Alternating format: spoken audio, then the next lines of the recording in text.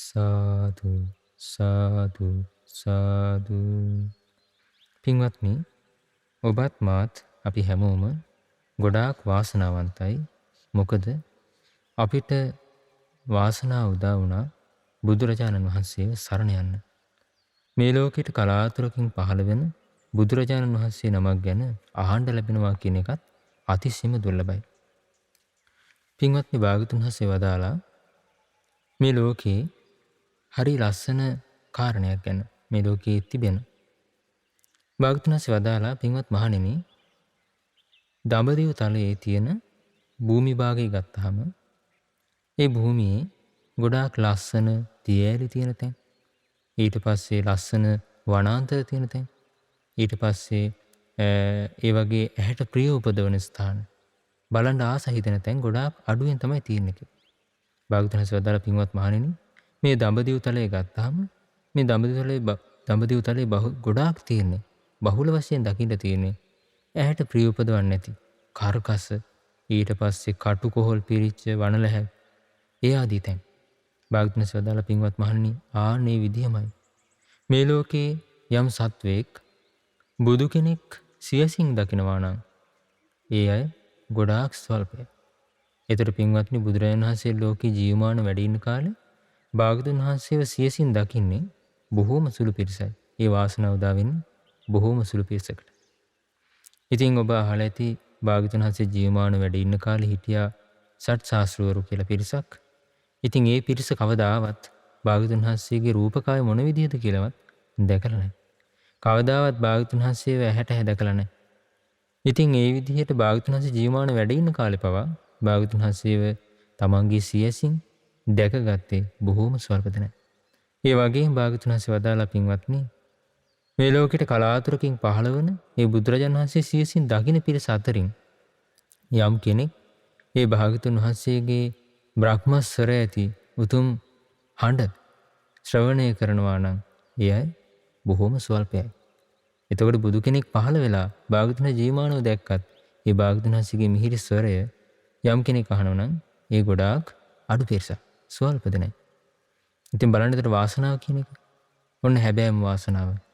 භාග්‍යවතුන් වහන්සේ වදාලා, පින්වත් මහණෙනි, මේ ලෝකේ යම් කෙනෙක් තථාගතයන් වහන්සේ සියසින් දැකලා තථාගතයන් වහන්සේගේ උතුම් හඬ, තථාගතයන් වහන්සේගේ බ්‍රහ්මස්වරය ශ්‍රවණය කරලත් ඒ භාග්‍යවතුන් වහන්සේගේ මුවින් වදාරන ධර්මය තමන්ගේ කනට ඇහිලත් ඒක මතක තියාගන්න ඕන කියලා කෙනෙක් හිතලා මතක තියාගන්න ඕන ගොඩාක් අඩුයි කිව්වා.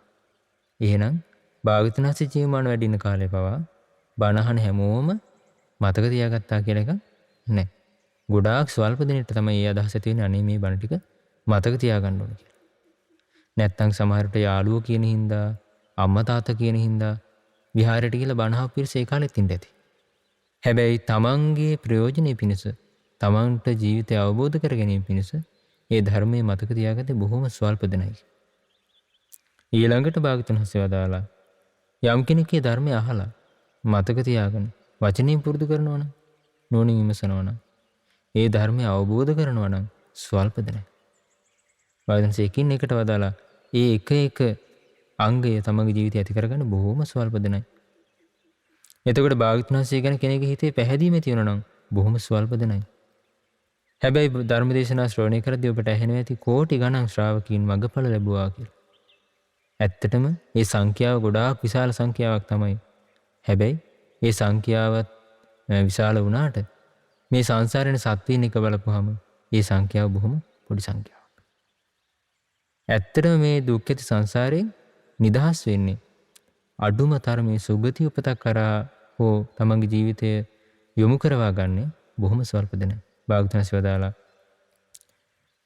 මේ ලෝකයේ ඉන මිනිස්සු හරියට මේ දැලකට අහුවෙච්ච කුරුල්ල පිරිසක් වගේ ගත්තොත් බොහොම සුළු පිරිසක් වගේ දැල කඩාගෙන යන්නේ. වැඩි හරියක් ඒ දැලේම හිර වෙලා ඉන්නවා කියලා. ඉතින් බලන්න, භාග්‍යවතුන් වහන්සේට ඒ නිසා මහා කරුණාවක් උපන්නා. අනේ යම් කෙනෙක් තථාගතයන් වහන්සේව දැකලා මේ තථාගතයන් වහන්සේ ගැන හිත පහදව ගන්නවා. තථාගතයන් වහන්සේ වදාරන ධර්මය අහලා යම් කෙනෙක් හිත පහදව ගන්නවා නම් ඒ හිත පහදවා ගැනීම පවා පින්වත්නි, ඒ හිත පහදව ගන්න තැනැත්තාගේ ජීවිතයට මහත් සැපයක් උදා කරලා දෙනවා. භාග්‍යවතුන් වහන්සේ වදාළේ, ඒ විදිහට හිත පහදවාගෙන අනේ මට ජීවිතේට තියෙන සරණ, මගේ ජීවිතේට තියෙන පිහිට බුදුරජාණන් වහන්සේ විතරයි කියලා අදහසකට આવොත් ඒ අවබෝධයෙන්ම සරණ යෑම තුලින් ඔහුව සතර අපායන් නිදහස් කරනවා. භාග්‍යවතුන් වහන්සේ වදාළා "යේකේචි බුද්ධං සරණං ගතා සේනතේ ගමිස්සන්ති අපායං." යම් කෙනෙක් තථාගත අරහත් සම්මා සම්බුදුරජාණන් වහන්සේ අවබෝධයෙන්ම සරණ ගියොත් ඔවුන් නිරේ උපදින්නේ නැහැ කිව්වා. තිරිසන් ලෝකෙ උපදින්නේ නැහැ කිව්වා. പ്രേත ලෝකෙ උපදින්නේ නැහැ කිව්වා. අසුර ලෝකෙ උපදින්නේ නැහැ කිව්වා.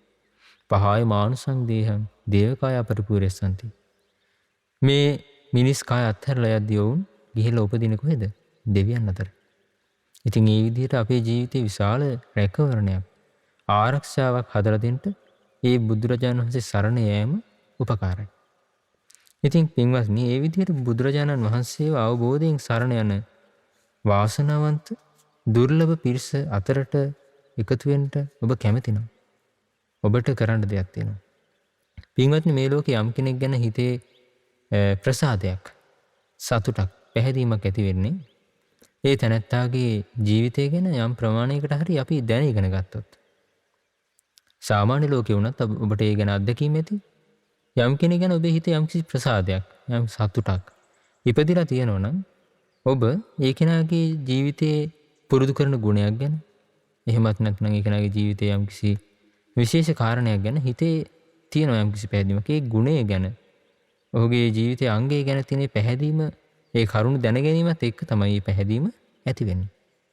ඒ වගේමයි පින්වත්නි බුදුරජාණන් වහන්සේ සරණ කරගන්න, බුදුරජාණන් වහන්සේ තමන්ගේ ජීවිතේ පිහිටක් කරගන්න ඕන නම් ඒ භාග්‍යවතුන් වහන්සේ ගැනත් ඉගෙන ගන්න ඕන.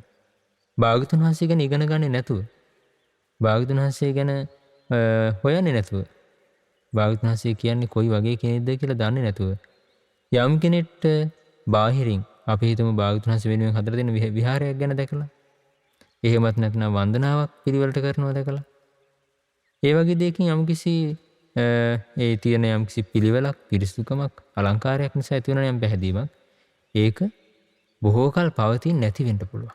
භාග්‍යවතුන් වහන්සේ නිසා ඒකට වදාළේ අමූලික ශ්‍රද්ධාව කියලා. හැබැයි මේ අමූලික ශ්‍රද්ධාව මුල් කරගෙනත් මිනිස්සු පින් උපද්දවනවා.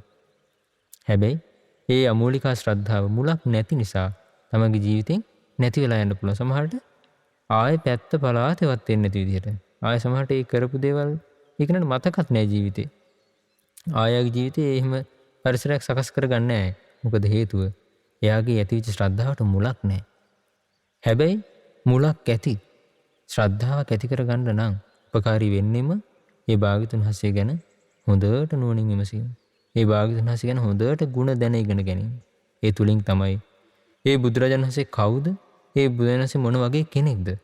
ඒ බුදුරජාණන් වහන්සේ ඇයි අපි සරණ කරගන්න ඕනේ නැත්තේ?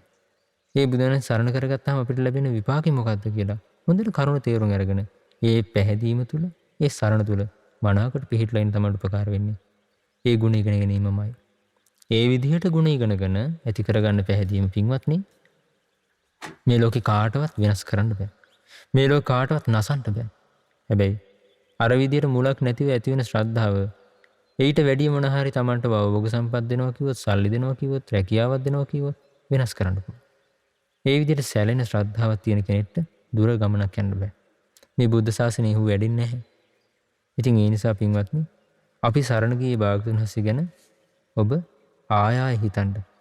ආය ගුණ ඉගෙන ගන්නට. මේ විදිහට ඉගෙන ගනිද්දි තමයි ඔබේ හිත භාග්‍යවතුන් වහන්සේ ගැන මනාකොට පහදින්නේ. ඒ භාග්‍යවතුන් වහන්සේ විතරයි මට සරණ. ඒ භාග්‍යවතුන් වහන්සේ පමණමයි මට සරණ. මේ භාග්‍යවතුන් වහන්සේ මගේ ජීවිතේට මහා ආරක්ෂාවක්. ඒ භාග්‍යවතුන් වහන්සේ සරණ ගියාම මගේ ජීවිතේ දුක් දුර වෙනවා කියලා. Tamanට භාග්‍යවතුන් වහන්සේ ගැන හොඳ පැහැදීමක්, නොසැලෙන පැහැදීමක් දක්වා එක දියුණු කරගන්න ලැබෙන්නේ. ඉතින් පින්වත්නි ඒ නිසාද මම කල්පනා කරේ ඔබට භාග්‍යවතුන් වහන්සේගේ ජීවිතය ගැන හරි සුන්දර කරුණු ඇතුළත් ධර්මයක් කියලා දෙන්න. පින්වත්නි මේ දේශනාවේ නම අංගුත්තර නිකාය හතර පොත් වහන්සේගේ ඇතුළත් අරක්ඛේය සූත්‍රය. අරක්ඛේය කියලා කියන්නේ නොරැක්ක යුතු දේ. රකින්න දෙයක් නැහැ. රකින්නවා කියලා කියන්නේ තව කෙනෙක්ගේ උපකාරයෙන් සමහරට Tamanටම අයිති දෙයක් වෙන කෙනෙක්ගේ පරිහරණයට, වෙන කෙනෙක්ට විනාශ කරන්න බැරි වෙන විදිහට පරිස්සම් කරන එකට. ඒක තමයි රැක ගන්නවා කියලා කියන්නේ. එතකොට අරක්ඛේය කියලා කියන්නේ එහෙම රැක ගන්න අවශ්‍ය නැහැ. එහෙම රැකලා දෙන්න අවශ්‍ය නැහැ කියන එක. හරි සුන්දරයි මේ දේශනාව පින්වත්නි. ඒ දවස්වල භාග්‍යවතුන් වහන්සේ වැඩ හිටියේ සවැත් නුවර. හොඳට අහන්න. ඔබේ හිත භාග්‍යවතුන් වහන්සේ කියන හොඳට පහදව ගන්න. මේ ලෝකේ කොයිතරම් උතුම් ජීවිතයක්, කොයිතරම් උතුම් චරිතයක් භාග්‍යවතුන් වහන්සේට තිබ්බද කියලා ඔබට හිත පහදව ගන්න පුළුවන්. හිත සතුටු කර ගන්න පුළුවන් මේ දේශනාව අහලා. භාග්‍යවතුන් වහන්සේ වදාලා මහණෙනි තථාගතයන් වහන්සේගේ මේ නොරැක්ක යුතු කරුණු 4කි. භාග්‍යවතුන් වහන්සේගේ ජීවිතේ නොරැක්ක යුතු කරුණු 4ක් තියෙනවා කියලා භාග්‍යවතුන් වහන්සේ වදාලා. බලන්න මොනවද ඒ කියලා. භාග්‍යවතුන් වහන්සේ වදාලා මහණෙනි තථාගතයන්ෝ පාරිශුද්ධ වූ කාය සමාචාරය ඇත්තාහුය. භාග්‍යවතුන් වහන්සේ වදාලා තථාගතයන් වහන්සේගේ කාය සමාචාරය පාරිශුද්ධයි. පාරිශුද්ධයි කියන්නේ මුළු මනින්ම පිරිසුදුයි. පොඩි කැලණක්වත් නැහැ. මාගේ මේ කාය දුස්චරිතය අන්‍යයෙකු නොදකීවායි නොදනීවායි යම් කාය දුස්චරිතයක් තථාගතයෝ රකිත්නම් තථාගතයන්ගේ එබඳු කාය දුස්චරිතයක් නැත්තේ. බලන්න කොයිතරම් සුන්දරයිද කියලා.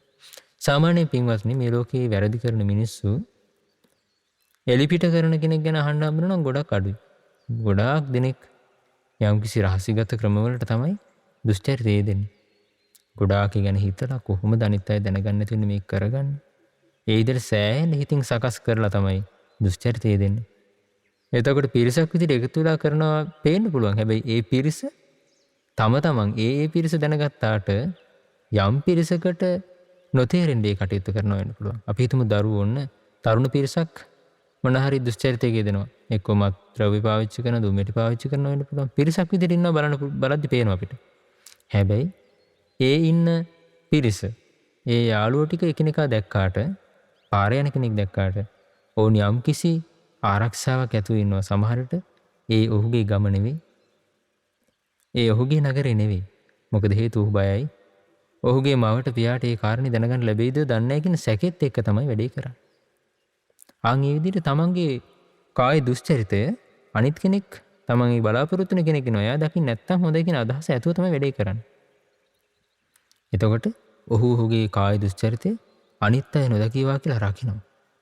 ওই විදිහට පින්වත්නි මේ ලෝකේ බොහෝ දෙනෙකුගේ ජීවිතේ දුස්චරිතය දෙන ජීවිතවල අනිත් අය නොදකින විදිහට අනිත් අයට දැනගන්න ලැබෙන්නේ නැති විදිහට කාය දුස්චරිතය දෙන්නේ. බොහොම රහසිගතව උපක්‍රමශීලීව තමයි මේ කටයුතු කරන්නේ. සමහර විට ඒ කෙනා තමන් ඒ කරන දේ කවුරු හරි දැක්කොත් එහෙම ගිහිලා වැඳ වැටිලා අනේ කියන්න නම් එපා. අසවලාට අපේ අම්මට කියන්න නම් එපා. තාත්තට කියන්න නම් එපා. අයියට කියන්න නම් එපා. කියලා සමහරට සල්ලි දීලා තෑගි දීලා කොහොම හරි හිත නම්වගෙන ඒ කරුණ සංගවනවා. රකින්නවා. ඒ විදිහට පින්වත්නි බොහෝ දෙනෙක් දුස්චරිතය දෙන්නේ ওই රටාවට. දැන් භාග්‍යවතුන් වහන්සේ වදාළ කාරණේ බලන්න.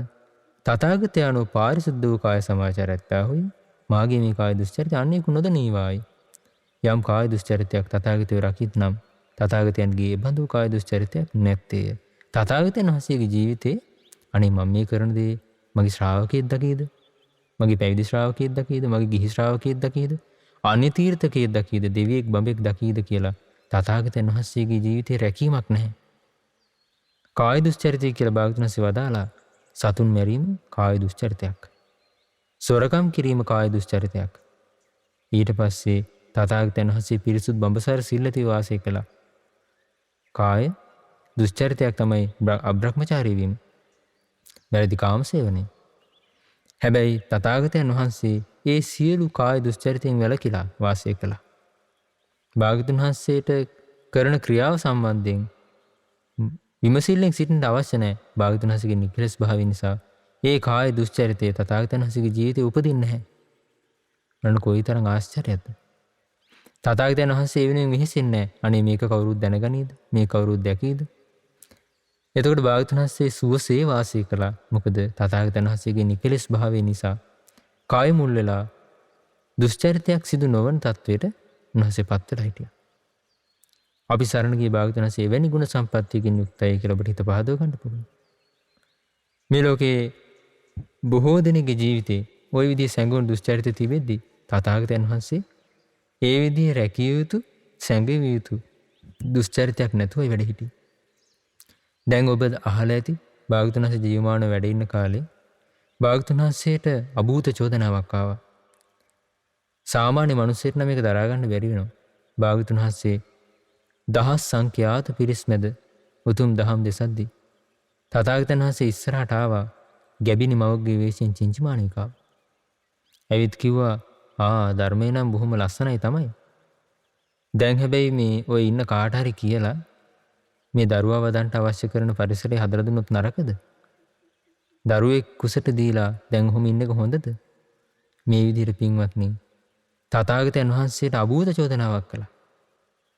අභූතයෙන් නිඳා කළා. ඒ පිරිස් මැද්දේ තථාගතයන් වහන්සේ නිහඬව වැඩ හිටියා. එතකොට මේ චින්චමාණිකාව අර පිරිස මැද්දේ අර විදිහට බලවත්ව නිඳා කරද්දී අපහාස කරද්දී මිනිසු මූණට මූණ බලාගත්තා. ශ්‍රද්ධාවන්ත පිරිසගේ හිතේ ශ්‍රද්ධාව වෙනස් වුන්නේ නැහැ.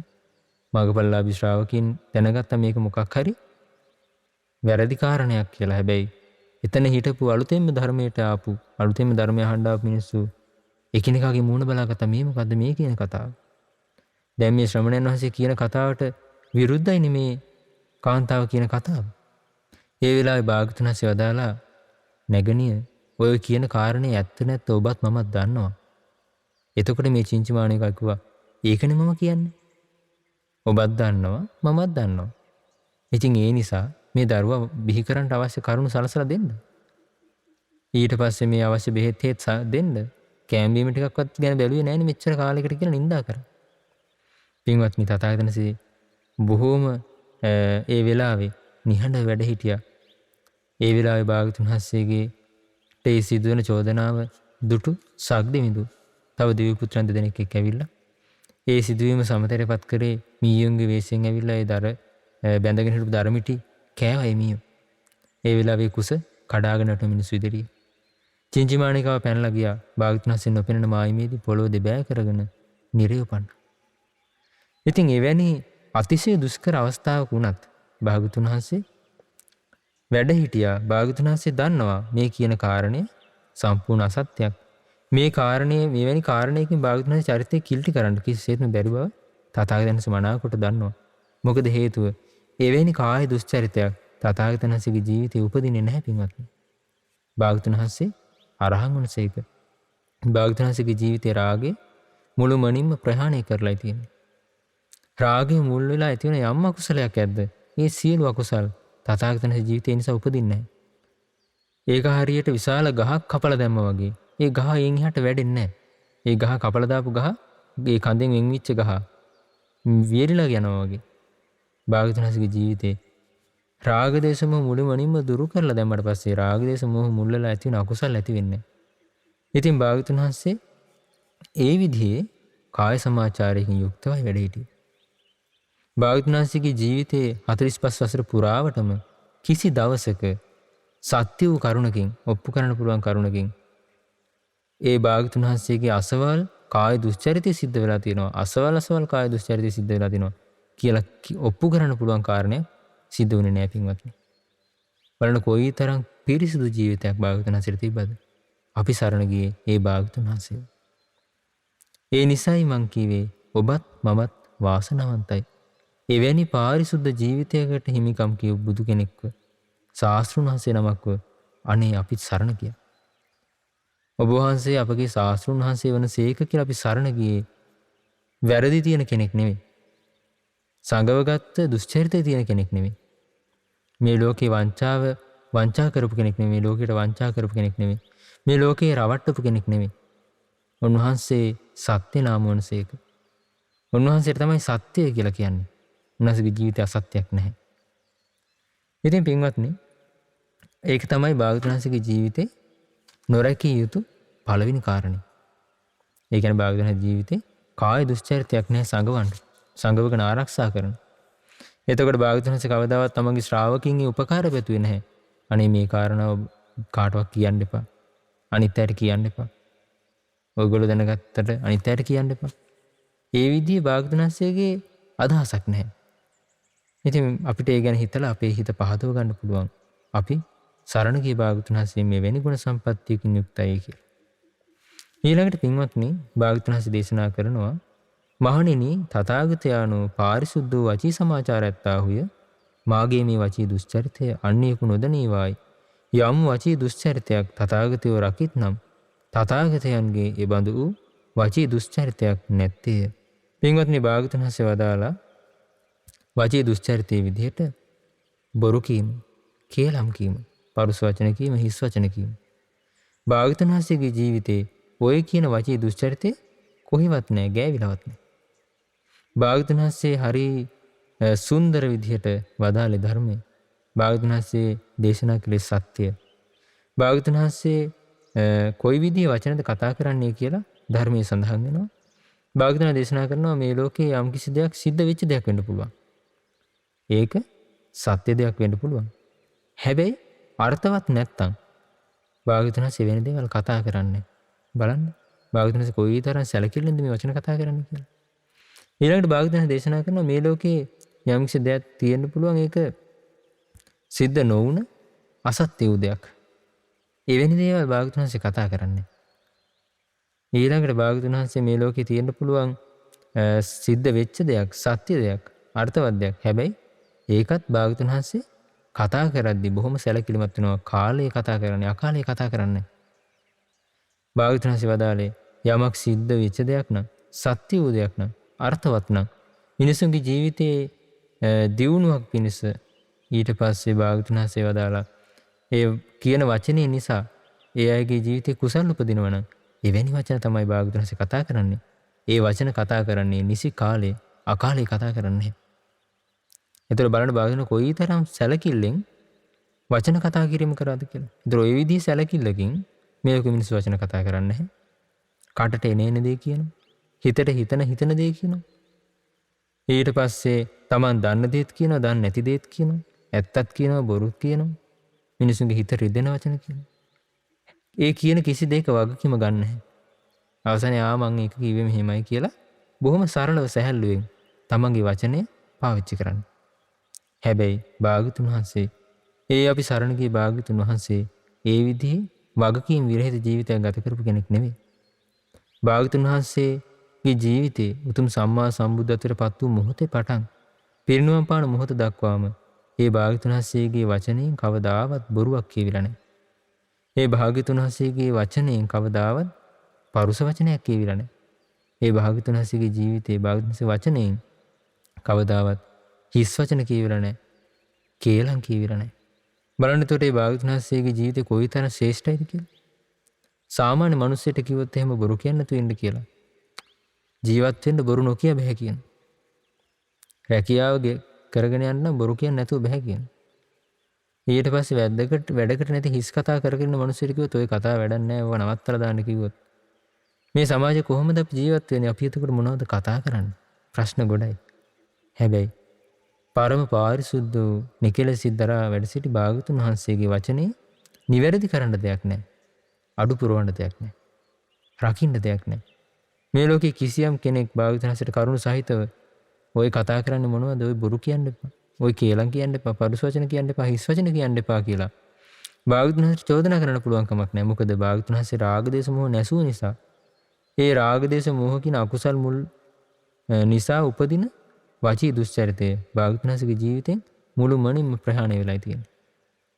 ඒ නිසා භාග්‍යවතුන් වහන්සේ Taman කතා කරන වචනය කුමක්ද කියලා මනාකොට දැනගෙන මනස සිහියෙන් කතා කළා. භාග්‍යවතුන් වහන්සේට කිසි කෙනෙකුට චෝදනා කරන්න බෑ මේ දුස්චරිත ඔබ තුළ තියෙනවා කියලා. එතකොට භාග්‍යවතුන් වහන්සේත් තමන්ගේ වචනය රකින්නේ නෑ. අනේ මට මේක වැරදුනා, ඔයගොල්ලෝ මේක කාටවත් කියන්න එපා. ඒ විදිහ රැකීමක් නෑ. ඊට පස්සේ ශ්‍රාවකීන්ට එහෙම කියලා නෑ. ඊට පස්සේ මට මේක වැරදුනා, මේක දැන් වෙන කවුරුත් දැනගත්තොත් හොඳ නෑ. ඒ විදිහේ කියන වචන තථාගතයන් වහන්සේගේ ජීවිතේ නැහැ. ඉතින් පින්වත්නි, භාග්‍යවතුන් වහන්සේ නිසා දාලා භාග්‍යවතුන් වහන්සේගේ වචී සුචරිතය ආන් ඒ වගේ. භාග්‍යවතුන් වහන්සේගේ වචී සුචරිතය තුලින් භාග්‍යවතුන් වහන්සේ සුවසේ වැඩ හිටියා. මේ ලෝකේ කිසි කෙනෙකුගේ චෝදනාවක් ලබන්නේ නැතුව. ඉතින් ඒ නිසා අපිට හිත පහදව ගන්න පුළුවන් භාග්‍යවතුන් වහන්සේගේ මේ දෙවෙනි නොරැකිය යුතු කරුණු ගැන හිතලා. මේ ලෝකේ බොහෝ දෙනෙක් රැක් ගන්න අමාරු දෙයක් තමයි වචනේ. හැබැයි භාග්‍යවතුන් වහන්සේ මේ দমনය කරන්නට අසීරු හිත দমনය කරලා රැක ගන්න අසීරු වචනේ රැකගත්තා. ඒ නිසා භාග්‍යවතුන් වහන්සේගේ නොරැකිය යුතු කරුණක් බවට ඒ කරුණපත් වුණා. ඊළඟට පින්වත්නි, තුන්වෙනි කාරණේ විදිහට භාග්‍යවතුන් වහන්සේ වදාලා මහණෙනි තථාගතයන්ෝ පාරිශුද්ධ මනෝ සමාචාරයත්තාහුය. මාගේ මේ මනෝ දුෂ්චරිතය අන්‍යයෙකු නොදනීවායි. යම් මනෝ දුෂ්චරිතයක් තථාගතයෝ රකිත්නම් තථාගතයන්ගේ එබඳු වූ මනෝ දුෂ්චරිතයක් නැත්තේය. මේක හරි විශේෂ කාරණයක් පින්වත්නි. කයින් කරන දේ අනිත් අයට පේනවා. සාමාන්‍ය එකට ඉන්න මිනිසුන්ට පේනවා. තමන්ගේ යාළුවන්ට මිතුරන්ට පේනවා. තමන් කතා කරන දේ තෙලිය ලෝකෙ මිනිස්සු දකිනවා. හැබැයි මේ මිනිසුන්ට අනිත් කෙනා හිතන්නේ මොකද්ද කියලා එකපාර හඳුන ගන්න බෑ. හිතේ තියෙන මොකද්ද කියලා බාහිරින් බලලා කියන්න බෑ. එහෙම දැනගන්නව නම් එහෙම දකින්නව නම් එක්කෝ හිත දියුණු කරපු කෙනෙක්, එහෙම නැත්නම් දෙවි කෙනෙක්, එහෙම නැත්නම් ඒ විදිහ අමනුස්සයෙක්. හැබැයි භාග්‍යවතුන් වහන්සේ දේශනා කරනවා භාග්‍යවතුන් වහන්සේගේ ජීවිතේ කිසිම කෙනෙක්ට, දෙවියෙක්ට, බ්‍රහ්මයෙක්ට, වෙනත් අමනුස්සයෙක්ට මේ බලන්න මේ ශ්‍රමණ ගෞතමයන් හිතන දේවල් ඕවා හිතන්න හොඳ නෑ නේද කියලා දුෂ්චරිතයේ යුතු කිසිම මනෝ සමාචාරයක් භාග්‍යවතුන් වහන්සේ පවත්වන්නේ නැහැ. එතකොට සාමාන්‍ය මිනිස්සෙක් හිතන රටාව නෙමෙයි භාග්‍යවතුන් වහන්සේ හිතන්නේ. භාග්‍යවතුන් වහන්සේ දේශනා කළා මනෝ දුෂ්චරිතයේ විදිහට අන් අයගේ දේට ආසා කිරීම අවිජ්ජා. ඊට පස්සේ ව්‍යාපාදෝ තරහව. ඊට පස්සේ මිච්ඡා දිට්ඨි, මිත්‍යා දෘෂ්ටි මේවා අයිති වෙන්නේ මනෝ දුෂ්චරිතයට. හැබැයි භාග්‍යවතුන් වහන්සේ රාග දේශ මොහ දුරු කරලා විරාගී සිතින්, විත දෝෂී සිතින්, විත මොහි සිතින් වැඩ සිටි භාග්‍යවතුන් වහන්සේගේ හිතේ කවදාවත් තව කෙනෙක්ගේ සම්පත්තියක් දැකලා ඒ දේ අනේ මට තිබුණා නම් හොඳයි කියලා ආසාවක් උපදින්නේ. එතකොට ගොඩාක් භවභෝග සම්පත් තියෙන අය දැක්ක කියලා, ඊට පස්සේ ගොඩාක් සැප සම්පත් වල ලයිත් දේවල් දැක්ක කියලා තථාගතයන් වහන්සේගේ හිතේ මේ දේවල් පරිභෝග කරන්න ඕන කියලා හිතේ ආසාවක් ඇති වෙන්නේ. අනේ මේ දේවල් මට තියෙනවා නම් හොඳයි කියලා ආසාවක් ඇති වෙනවා. එතකොට භාග්‍යවතුන් වහන්සේට ආසාව නිසා ඇති වෙන කෙලෙස් නැහැ. ඉතින් භාග්‍යවතුන් වහන්සේ වදාළ ඒ වගේම භාග්‍යවතුන් වහන්සේගේ හිතේ කිසි කෙනෙක් ගැන හිතේ ද්වේෂයක් උපදින්නේ නැහැ. එතකොට සාමාන්‍යයෙන් කෙනෙක් සාමාන්‍ය මනුස්ස ලෝක කෙනෙක් දැකලා කියන අරයට නම් තරහ යන්නේ නැහැ. එහෙම කියන්නේ කොහොමද බලලා? එයා කායත් එක රණ්ඩු වෙන්න යන්නේ නැහැ, බයින්නේ නැහැ. හැබැයි හිතේ ඇතිවන ද්වේෂය බාහිර කෙනෙක්ට අල්ලන්න බෑ. සමහරට ඔහුත් එක්ක කතා කළොත් ඔයාලා තරහ යන්නද කියලා, නෑ මට තරහ යනවා මං ඉතින් ගහන්න ගියේ නෑ ඉතින් කියලා කියයි. ඒ වගේ තමයි. හැබැයි භාග්‍යවතුන් වහන්සේගේ ජීවිතේ ඒ හිත ඇතුලේ අකුසල උපදින ස්වභාවයයි නැති කළේ. ඒ නිසා භාග්‍යවතුන් වහන්සේ හිතේ ද්වේෂය ඇති වෙන්නේ නැහැ. භාග්‍යවතුන් වහන්සේ ඒ නිසා තමයි ශ්‍රාවකින් මේ විදිහට හික්මෙන්නේ. පින්වත් මහණනි, ඔබේ හිතේ උපන්න ද්වේෂයත් දුරු කරගන්න. ඔබේ හිතේ උපදින ආසාව දුරු කරගන්න. මොකද භාග්‍යවතුන් වහන්සේ ඒ දේ කරලා තමයි, ඒ දේ කරන්න පුළුවන් නිසා තමයි ශ්‍රාවකින්ට කියන්නේ. භාග්‍යවතුන් වහන්සේ එක අවස්ථාවක දේශනා කරනවා පින්වත්නි, මේ විදිහට පින්වත් මහණනි, මේ ලෝකේ තියෙනවා අකුසල්. ඒ අකුසල් පුරුදු නොකළ යුතුයි. ඒ අකුසල් බැහැර කළ යුතුයි. පින්වත් මහණෙනි, මේ අකුසල් කියන දේවල් බැහැර කරන්න බැයි නම්, දුරු කරන්න බැයි නම්, නැත්තරම නැති කරලා දාන්න බැයි නම් පින්වත් මහණෙනි, මම ඔබට කියන්නේ නැහැ මේ දේවල් දුරු කරන්න නැත්තරම නැති කරලා දාන්න කියලා. හැබැයි පින්වත් මහණෙනි, මේ හිතේ ඇතිවන රාග, දේශ, මෝහ, මාන ආදී ඒ අකුසල් දුරු කරන්න පුළුවන් නිසා, බැහැර කරන්න පුළුවන් නිසා, නැත්තරම නැති කරලා දාලා පිවිතුරු සිතක් උපදව ගන්න පුළුවන් නිසා තමයි මම ඔබට කියන්නේ ඒ ඇතිවන අකුසල දුරු කරන්න කියලා. ශ්‍රාවකින්ගේ හිතේ ඒ ගැන භාග්‍යවතුන් වහන්සේගේ ඒ ධර්මය ගැන ඒ විදිහට ඇති කරනවා යම්කිසි ඒ ධර්මය ගැන විශ්වාසයක්. ඒක කරන්න පුළුවන් ඔබට.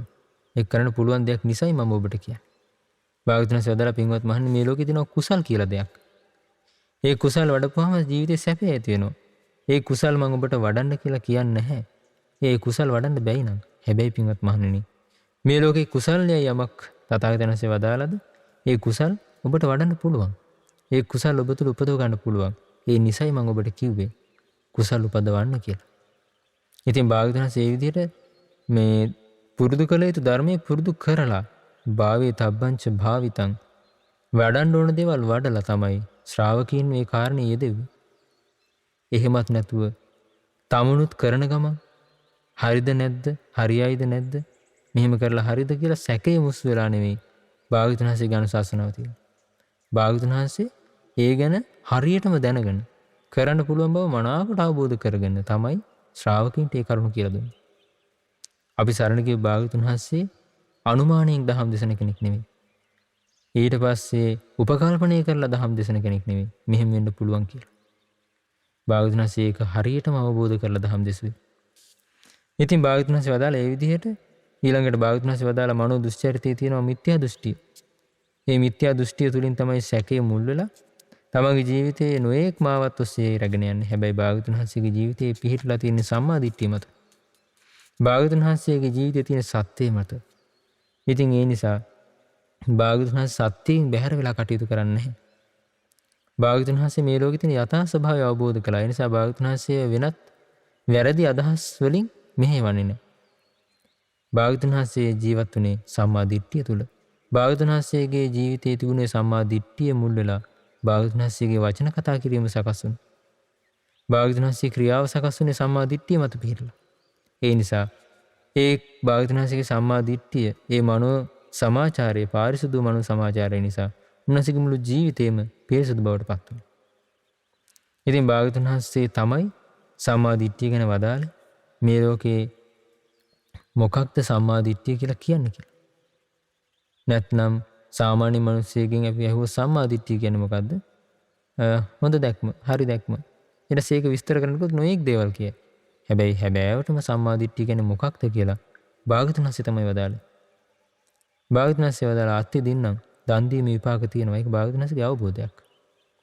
අත්ති ඊට්ටම් පුද පූජා විපාක තියෙනවා. සේවා කටයුතු විපාක තියෙනවා. ඊට පස්සේ අත්ති මාතා අත්ති පිතා අම්මා කියලා කෙනෙක් ඉන්නවා විශේෂයෙන්. තාත්තා කියලා විශේෂයෙන් කෙනෙක් ඉන්නවා. ඒ වගේම භාග්‍යවතුන් වහන්සේ වදාළා අත්ති අයං ලෝකෝ අත්ති පරෝ ලෝකෝ. මෙලොව කියලා විශේෂ තැනක් තියෙනවා. පරලෝක කියලා විශේෂ තැනක් තියෙනවා. අත්ති සුකට දුක්ඛටානං කම්මානං පලං විපාකෝ. යහපත් අයහපත් කර්මයන්ගේ යහපත් අයහපත් විපාක තියෙනවා. තමන් යමද්ද කරන්නේ කල්යාණකාරී කල්යාණං පාපකාරීච පාපකං. යහපත් දෙයක් කරොත් යහපත් විපාක ලැබෙන්නේ. අයහපත් දෙයක් කරොත් ඒ තුලින් අයහපත් විපාක ලැබෙනවා කියලා භාග්‍යවතුන් වහන්සේ අවබෝධයක් තියෙනවා. ඒක තමයි භාග්‍යවතුන් වහන්සේගේ දැක්ම. ඒ වගේම භාග්‍යවතුන් වහන්සේ වදාළා අත්ති සමන බ්‍රාහ්මණ සම්මාගත සම්මා පටිපන්න. ඊ ඉමංච ලෝකම් පරංච ලෝකං සයං අභිඤ්ඤා සච්චිකත්වා පවේදෙන්ති.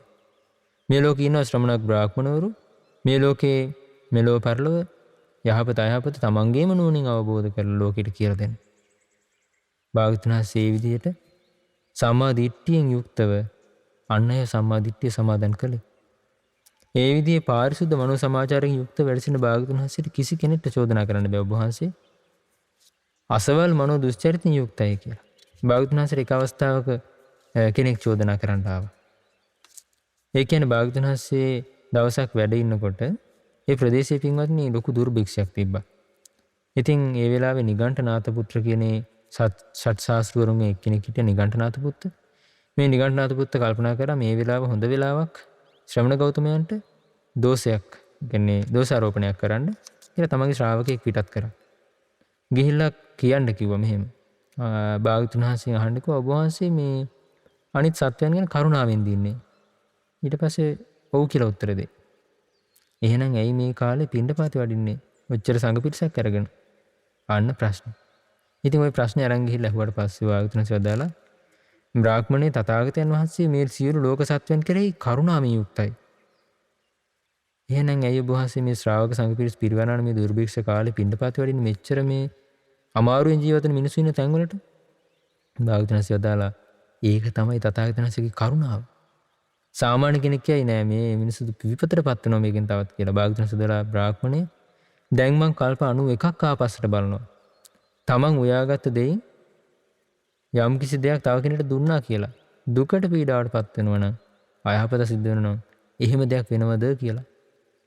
හැබැයි භාග්‍යවතුන් වහන්සේ වදාලා කල්ප 91ක් ආපස්සට බලද්දි එකම කෙනෙක්වත් දකින්න නැහැ කියන බුදු ඇසින් තමන්ට උයාගත්ත තමන්ට සකස් කරගත්ත ආහාරයක් තව කෙනෙක්ට දුන්න නිසා ඒ හේතුවෙන් පිරිහිච්ච කෙනෙක්.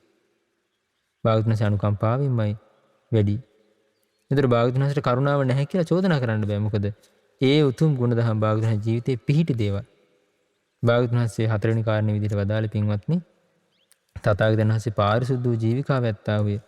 මාගේ මේ මිත්‍යා ආජීවය අන්නේක නොදැනීවායි. මිත්‍යා ජීවිකාවක් තථාගතයෝ රකිත් නම් තථාගතයන්ගේ එබඳු මිත්‍යා ජීවිකාවක් නැත්තේ. භාග්‍යවතුන් වහන්සේ කවදාවත් මිනිසුන්ව රවට්ටලා ලාභ සත්කාර උපදවාගෙන නැහැ. මිනිසුන්ට මුලා කරලා මිනිසුන්ව වංචාවටපත් කරවලා ලාභ සත්කාර උපදවගෙන නැහැ. තථාගතයන් වහන්සේ හැම මොහොතෙම සත්‍ය තුල පිහිටලා කටයුතු කරා. ශ්‍රද්ධාවන්ත උදවිය භාග්‍යවතුන් වහන්සේ සත්කාර කළා. හැබැයි ඒක මිත්‍යා ජීවයක් නෙමෙයි. රැවටීමක් නෙමෙයි, මුලා කිරීමක් නෙමෙයි. ඉතින් භාග්‍යවතුන් වහන්සේගේ කිසිදු මිත්‍යා ජීවයක් ගැන මෙච්චර කාලයකට දැනගන්න ලැබිලා නැහැ. භාග්‍යවතුන් වහන්සේගේ 45 වසරක් පුරාවට ඒ සම්බුදු දිවියේ කිසිම චෝදනාවක් නැහැ. භාග්‍යවතුන් වහන්සේ අසවල් විදිහට ශ්‍රාවකින්ව නොමග යවුවා. ශ්‍රාවකින්ට වංචා කරා. ශ්‍රාවකින්ව පීඩාවටපත් කරලා බොරුවෙන් රවටලා ලාභ සත්කාර උපදවා ගත කියලා කිසිම තැනක සඳහනක් නැහැ.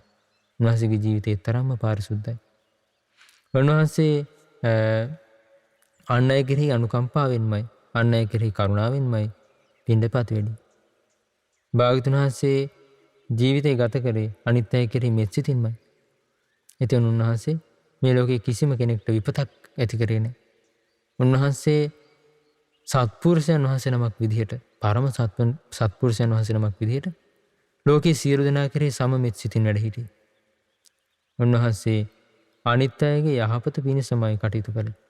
ඉතින් උන්වහන්සේගේ කිසිදු මිත්‍යා ආජීවයක් නිසා කිසිවෙක් විපතටපත් වෙලා නැහැ. මොකද හේතුව? මේ මිත්‍යා ආජීවය කියන අකුසලය හටගන්න කාරණා උන්වහන්සේගේ ජීවිතේ නැති නිසා. ඉතින් පින්වත්නි, අපිට සතුටු වෙන්න පුළුවන් අපි සරණ ගිය භාග්‍යවතුන් වහන්සේ එවැනි ගුණ සම්පත්තියකින් යුක්තයි කියලා. ඊළඟට භාග්‍යවතුන් වහන්සේ වදාලා තථාගතයන් වහන්සේගේ මේ නොරැකිය යුතු කාරණා 4, ඒ වගේම භාග්‍යවතුන් වහන්සේට තියෙනවා දොස් නොලබන කාරණා 3ක්. භාග්‍යවතුන් වහන්සේට කිසි කෙනෙකුට බයින්න බෑ මේ කරුණ වලින්. භාග්‍යවතුන් වහන්සේ වදාලා භාග්‍යවතුන් වහන්සේ ස්වාක්ඛාත ධර්මයේ ඇත්තාහුය. එහිලා ශ්‍රමණෙක් වේවා, බ්‍රාහ්මණෙක් වේවා, දෙවියෙක්, මාරයෙක්, බ්‍රහ්මයෙක්, මේ ලෝකේ කිසි කෙනෙක් ඒකාන්ත කොට කරුණ සහිතව මට චෝදනා කරනවා නම් ඔබ වහන්සේ ස්වාක්ඛාත ධර්මයේ ඇත්තා වූ නොවේති. ඒ කියන්නේ පින්වත්නි, මේ කාරණේ කිව්වොත් දැන් භාග්‍යවතුන් වහන්සේගේ ධර්මයේ ස්වාක්ඛාතයි, හැබැයි කාටවත් චෝදනා කරන්න බෑ. ඔබ වහන්සේගේ ධර්මයේ හරියට කියලා නැහැ, අඩුපාඩු සහිතයි. අසවල් සංශෝධනය වුණා නම් හොඳයි කියලා භාග්‍යවතුන් වහන්සේට චෝදනා කරන්න පුළුවන් කෙනෙක් නැහැ මේ ලෝකේ. ඒ නිසා පින්වත් මහණෙනි, ඒ බඳු නිමිත්තක්, ඒ බඳු කරුණකට නිමිත්තක්වත් නොදකින නිසා මම නිර්භය භාවයට පැමිණ, විසරද භාවයට පැමිණ වාසය කරමි. බලන්න. මේ භාග්‍යවතුන් වහන්සේ අපි සරණ ගියේ භාග්‍යවතුන් වහන්සේ ගුණ සම්පත්තිය. ඒ වගේම භාග්‍යවතුන් වහන්සේ වදාලා භාග්‍යවතුන් වහන්සේ දේශනා කරනවා, පින්වත් මහණෙනි, තථාගතයන් වහන්සේ තමන් වහන්සේගේ ශ්‍රාවකයින්ට නිවන පිණිස හේතු වන මාර්ගයක් දේශනා කළා. මනාකොට ඒක පෙන්වලා දුන්නා. ඉතින් යම් කෙනෙක් කියනවා නම් භාග්‍යවතුන් වහන්සේ විසින්, ඔබ වහන්සේ විසින් මේ ශ්‍රාවකෙට නිවන් දකින්න හරියට පාර කියලා දීලා නැහැ. ඔබ වහන්සේ කියලා දුන්න විදිහට කරලා මේ ශ්‍රාවකෙට නිවන් දකින්න බෑ කියලා මේ ලෝකේ කිසිම කෙනෙක්ට චෝදනා කරන්න බෑ. දොස් කියන්න බෑ. මොකද හේතුව භාග්‍යවතුන් වහන්සේ විසින් අනේක වචන වලින්, අනේක උපමා ආශ්‍රිතව ඒ අසුරු කරගෙන නොඑක අයුරින් ධර්මයේ දේශනා කළා. ඒ සෑම දහම් පදයකින්ම මේ ලෝකයට මගපල්ලාභින් බිහි වුණා. ධර්මය අවබෝධ කර ශ්‍රාවකින් බිහි වුණා. උන්වහන්සේ වදාළේ ධර්මයේ තුලින් බොහෝ සත්වයන් සසරකින් නිදහස් වුණා. මේ වගේ කිසි කෙනෙකුට චෝදනා කරන්න බෑ. ඔබ වහන්සේ වදාළ ප්‍රතිපදාව අනුගමනය කරලා නම් නිවන් දකින්න බෑ කියලා. භාග්‍යවතුන් වහන්සේ ඒ බඳු කරුණකට නිමිත්තක්වත් නොදකින නිසා මහණෙනි, මම ക്ഷേමයට පැමිණීමේ, නිර්භය භාවයට පැමිණීමේ, විශාරද භාවයට පැමිණීමේ මම ඒ නිසා බය නැතුව විසරද වාසය කරනවා කියලා භාග්‍යවතුන් වහන්සේ වදාළා. ඊළඟට පින්වත්නි, භාග්‍යවතුන් වහන්සේ වදාළා, මහණෙනි, නොඑක් සිය ගණන් මගේ ශ්‍රාවකයෝ ආශ්‍රවයන් ශ්‍රවීමෙන් අනාශ්‍රව වූ චිත්ත විමුක්තියත් ප්‍රඥා විමුක්තියත් මෙලොවදීම තම විශිෂ්ට නුවණින් සාක්ෂාත් කොට එයට පැමිණ වාසය කරති. එහිලා ශ්‍රමණේක් වේවා, බ්‍රාහ්මණේක් වේවා, දෙවියෙක්, මාරයෙක්, බ්‍රහ්මයෙක්, මේ ලෝකේ කිසි කෙනෙක් ඒකාන්ත කොට කරුණ සහිතව මට චෝදනා කරනවා නම් මෙසේත් නොඑක් සිය ගණන් ඔබගේ ශ්‍රාවකයෝ ආශ්‍රවයන් ශ්‍රවීමෙන් ඒ විදිහට නිවන අවබෝධ කරලා වාසය කරන්නේ නැහැ කියලා. ඒ බඳු කරුණක නිමිත්තක්වත් නොදකිමි. මේ ලෝකයේ උතුම් රහතන් වහන්සේලා 100ක් නෙමෙයි, 1000ක් නෙමෙයි, කෝටි ගණන් බිහි වුණා පින්වත්නි. ඒ භාග්‍යවතුන් වහන්සේගේ ධර්මයේ නිසා, ඒ භාග්‍යවතුන් වහන්සේගේ උතුම් බුද්ධ ශාසනය නිසා, භාග්‍යවතුන් වහන්සේගේ අනුශාසනාව නිසා. ඒ නිසා භාග්‍යවතුන් වහන්සේ වදාලා මේ බුද්ධ ශාසනයේ උතුම් රහතන් වහන්සේලා පහළ වෙලා, උතුම් රහතන් වහන්සේලා බිහි වෙලා නිවන් සුවේ වින්දා කියන කාරණේ එහෙම නෙවෙයි කියලා. ඔබ වහන්සේගේ ධර්මයෙන් නිවන් දැකපු කවුරුත් නැහැ කියලා කියන්න පුළුවන් වචනයක්වත්, නිමිත්තක්වත් දකින්න නැහැ කියලා. ඒ නිසා තථාගතයන් වහන්සේ නිර්භය භාවයට පැමිණ විසරද භාවයට පැමිණ වාසය කරනවා කියලා භාගතුන් වහන්සේ වදාළා. ඉතින් බලන්න අපි සරණ ගිය භාගතුන් වහන්සේගේ ජීවිතයේ තියෙන උදාර බව මේ විදිහට ඔබ සිහි කරන්න. අපිට වාසනාව උදා වුණා මේ ලෝකේ කලාතුරකින් පහළ වෙන ඒ උතුම් බුදුරජාන් වහන්සේගේ ওই ගුණ සම්පත් ගැන අහන්න. ඒ ගුණ සම්පත් ගැන දැන් අද ඔබ ශ්‍රවණය කළේ ඔබේ හිතේ පැහැදීමක් ඇති කරගන්න. අනේ අපි සරණ ගිය භාගතුන් වහන්සේ කොයි තරම් උදාර ජීවිතයක් ඇති කෙනෙක්ද? මේ ලෝකේ කිසි කෙනෙක්ට චෝදනා කරන්න බැරි කිසි කෙනෙක්ගේ ආරක්ෂාවක් නොපතන උන්වහන්සේ කොයි තරම් අභීතව වැඩ හිටියද කියලා සිහි කරන්න. ඔබගේ ජීවිතයට සරණ කරගන්න තියෙන උන්වහන්සේ. මොකද මේ ලෝකේ අනිත් හැමෝම කෙලෙසුන් නිසා දුකටපත් වෙලා ඉන්නේ. කෙලෙසුන් නිසා බියටපත් වෙනවා. හැබැයි තථාගතයන් වහන්සේ මේ ලෝකේ කිසිම කෙනෙක්ට බය නැතිව විසරද වැඩ හිටිය උන්වහන්සේගේ නිකලස් භාවය නිසාමයි. උන්වහන්සේගේ මේ උදාර ගුණ සම්පත්තිය නිසාමයි. ඉතින් ඒ නිසා ඒ භාග්‍යවතුන් වහන්සේ ගැන තව තවත් ඔබ ඉගෙන ගන්න. ඒ භාග්‍යවතුන් වහන්සේ ගැන තව තවත් ඔබේ හිතේ පැහැදීම ඇති කරගන්න. මේ ලෝකේ උපදින මිනිසුන් අතරින් ඔබ තව වාසනාවන්ත පුරුෂයෙක් වෙන්න. වාසනාවන්ත ස්ත්‍රියක් වෙන්න. මේ ලෝකේ කලාතුරකින් පහළ බුදුන් වහන්සේ ගැන හිතේ පැහැදීම ඇති කරන ඔබටත් මේ බුද්ධ ශාසනයේම සැබෑම ශ්‍රාවකෙක් වශයෙන් උතුම් ගුණ දහම් ජීවිතය පුරුදු කරගෙන පින් දහම් රැස් කරගෙන ඒ භාග්‍යවතුන් වහන්සේව අවබෝධයෙන් සරණ ගිය ශ්‍රාවිකාවක් වශයෙන් චතුරාර්ය සත්‍ය අවබෝධ කරගෙන මේ ඉපදින මරණ දුක් සසර ගමන නිදහස් වීම පිණිසම අද දවසේ මේ ශ්‍රවණය කළ උදාර වූ ධර්මයක් ඒකාන්තයෙන් උපකාරයක්ම වෙත්වා. සාදු සාදු සාදු. ඇස්කල සියලු පින් පළමුවෙන් සියලු දෙවියන්ට අනුමෝදන් කරමු. සග්දේවතුන් සතරාම් දෙව් මහ රජ දරුවන් ඇතුළු සදෙව්ලොව වාසී සියලු දෙවියෝ මේ පින් අනුමෝදන් වෙත්වා. 38 වූ සේනපති දෙවිවරු මේ පින් අනුමෝදන් වෙත්වා. දායකත්වයෙන් දරන පින්වතුන්ගේ යහපත දියුණුව කැමති ඉෂ්ඨකාමී දෙවිවරු මේ පින් අනුමෝදන් වෙත්වා. පින් අනුමෝදන් වන සියලුම දෙවිවරු දිව්‍ය සැප සම්පතින් වඩ වඩාත් සැපයටපත් වෙත්වා. දෙවියන්ගේ ධාර්මික ආරක්ෂාව රැකවරණේ දායකත්වයෙන් දරන පින්වතුන්ට සලසා දෙත්වා. දෙවියෝද ධර්ම අවබෝධයෙන් සැනසීම ලබත්වා. සාදු සාදු සාදු.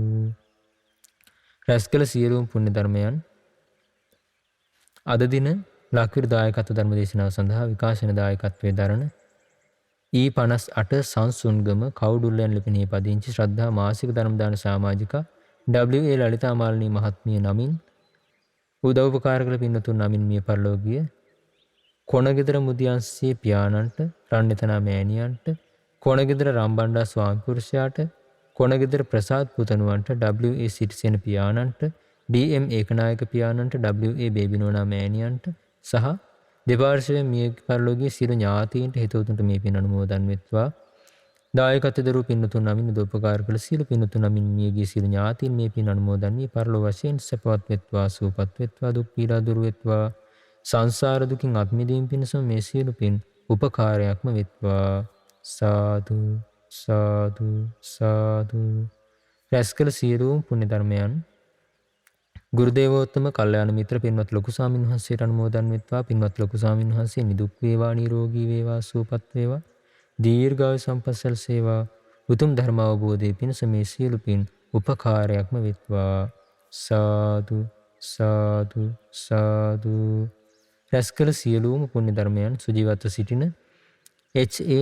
මුතුමැණිකේ මෑණියන්ට, M.W. බණ්ඩාරමැණිකේ මෑණියන්ට අනුමෝදන් වෙත්වා. ඒ වගේම දායකත්වයේ දරන W.A. ලලිතා මාලිනී මහත්මියටත් පවුලේ සෑම සිළු දෙනාටත් උදව්පකාර කළ සියලු පින්තුන්ටත් මේ පින් අනුමෝදන් වෙත්වා. නිදුක් නිරෝගී සුවපත් භාවයේ දිගාසිරි සම්පත් සැලසෙත්වා. සියලු කරදර බාධක දුක් පීඩා දුරු වෙත්වා. සියලු ආරක්ෂාව රැකවරණය සැලසෙත්වා. සියලු යහපත උදා වෙත්වා. ගෞතම බුදු සාසනයේ පින් දහම් කුසල් දහම් රැස් කර ගනිමින් උතුම් ධර්මය අවබෝධ කරගෙන සසර දුකින් නිදහස් වීමේ වාසනාව උදා වෙත්වා. සාදු සාදු සාදු. රැස්කල සියලුම පුණ්‍ය ධර්මයන් මහමෙවුනා වාසී, ලංකා වාසී, ලෝක වාසී ගෞතම බුදු සාසනය පිළිවෙත් වන මහා සංඝ රත්නයටත්, අනගාരികා මෑණියන් වහන්සේලාටත්, පැවිදි අපේක්ෂක දූපතුන්ටත් අනුමෝදන් වෙත්වා.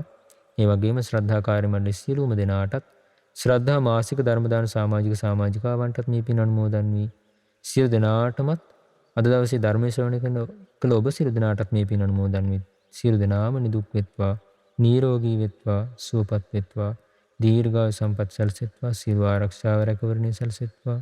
සුවසේම ගෞතම බුදු සාසනයේ ධර්මය අවබෝධ කරන්නට මේ සියලු පින් උපකාරක ධර්මයක්ම වෙත්වා. සාදු සාදු සාදු. සියලු දෙනාටම තෙරුවන් සරණයි. නමෝ බුද්ධාය.